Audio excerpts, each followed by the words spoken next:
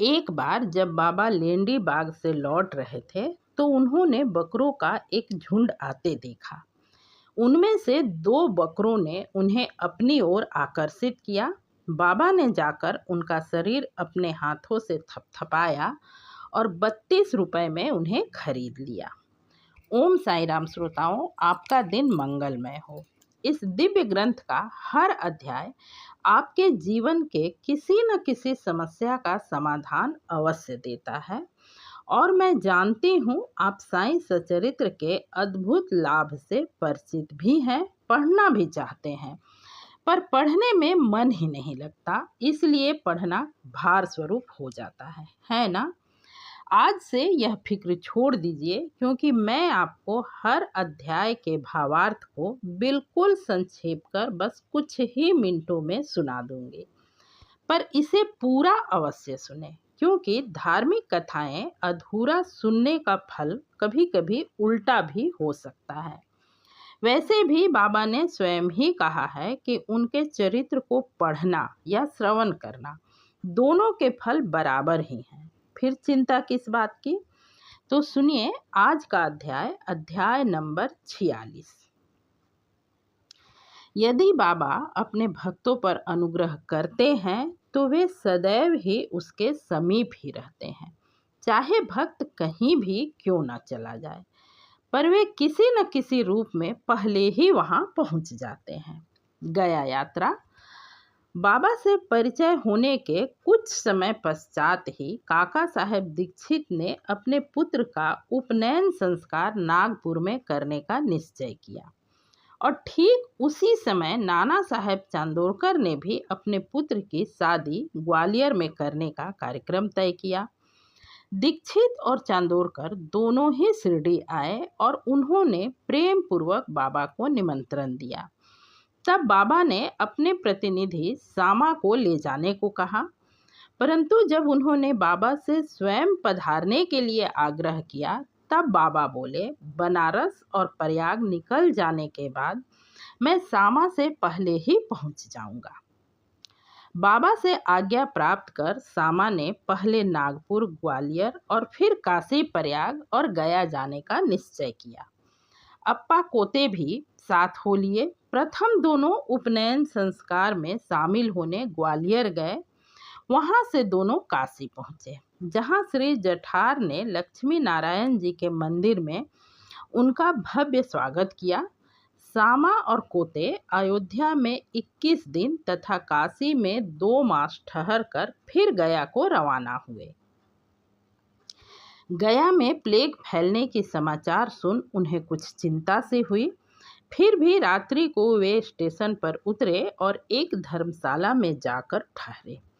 प्रातःकाल पंडा, जो यात्रियों के ठहरने और भोजन आदि की व्यवस्था किया करता था, आया और बोला कि सब यात्री तो प्रस्थान कर चुके हैं, अब आप भी शीघ्रता करें। तब सामा ने सहज ही पूछ लिया कि क्या यहाँ प्लेग फैला है। उसने कहा, नहीं, आप स्वयं मेरे यहाँ पधार कर स्थिति का अवलोकन कर लें। तब वे लोग उसके साथ उसके मकान पर पहुंचे, जो एक विशाल भवन था जिसमें पर्याप्त यात्रियों के विश्राम पाने की जगह थी। सामा को भी वहीं ठहराया गया। वहाँ मकान के अग्रिम भाग के ठीक मध्य में बाबा की एक बड़ी सी चित्र लगी हुई थी, जिसे देख सामा का हृदय भर आया और उन्हें बाबा के शब्दों का स्मरण हो आया कि काशी और प्रयाग निकल जाने के बाद सामा से पहले ही मैं पहुंच जाऊंगा। सामा की आंखों से आंसुओं की धार बहने लगी। पुजारी ने जब देखा तो उसने सोचा यह व्यक्ति प्लेग के भय से रो रहा है। तभी सामा ने उसकी कल्पना के विपरीत प्रश्न किया कि बाबा की यह तस्वीर तुम्हें कहाँ मिली। उसने बताया, मेरे कुछ मेंबर मनमाड़ और पूना तांबे में कार्य करते हैं। वहाँ शिरडी के साईं की कीर्ति मेरे कानों में पड़ी। करीब 12 वर्ष पहले मैंने शिरडी जाकर बाबा का दर्शन किया था। वहीं पर सामा के घर में लगे बाबा की तस्वीर से मैं आकर्षित हुआ था। तब बाबा की आज्ञा से सामा ने मुझे जो चित्र भेंट किया था यह वही चित्र है।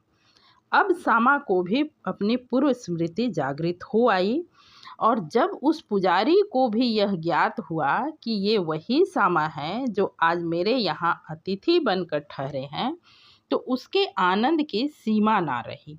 दोनों ही बहुत हर्षित हुए और पुजारी ने सामा का बादशाही ढंग से स्वागत किया। बाबा के वचन सत्य हुए।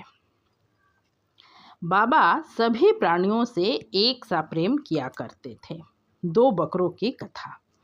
एक बार जब बाबा लेंडी बाग से लौट रहे थे तो उन्होंने बकरों का एक झुंड आते देखा। उनमें से 2 बकरों ने उन्हें अपनी ओर आकर्षित किया।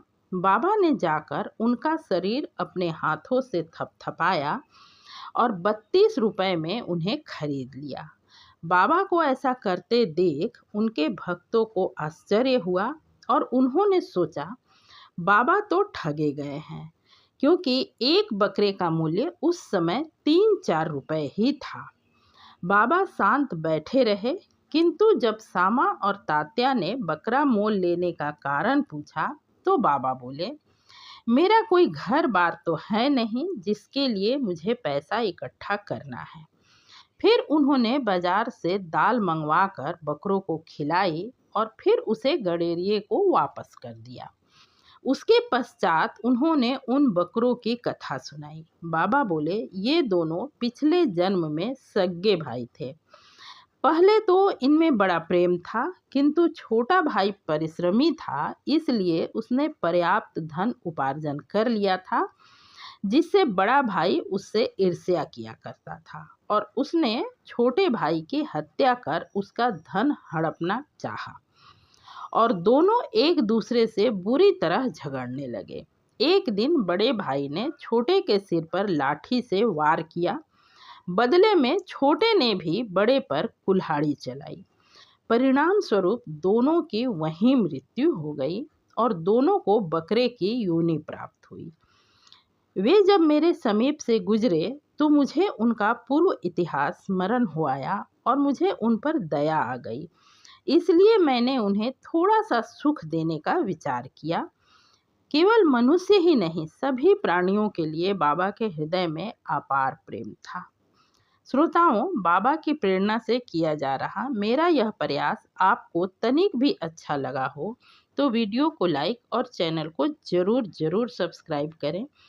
वीडियो को पूरा सुनने के लिए हार्दिक धन्यवाद। ओम साई राम।